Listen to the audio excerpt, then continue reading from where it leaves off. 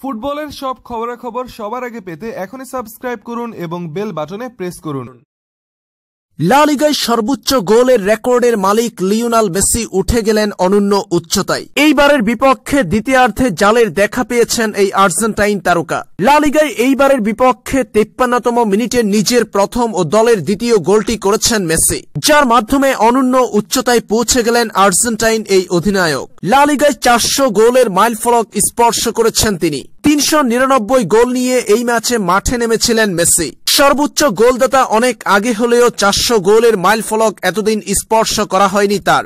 তবে এবার ক্যাম্প নুয়ে সেই রেকর্ডটি হয়ে গেল মেসির। লিগে মোট 435টি ম্যাচ খেলে অসাধারণ এই কীর্তিটি গড়লেন মেসি। দুর্দান্ত এই পথ চলায় ম্যাচে প্রতি গোল করেছেন 0.92 হারে। 400 গোল করার পথে লিওনেল মেসি 83 ম্যাচে করেছেন 2টি করে গোল।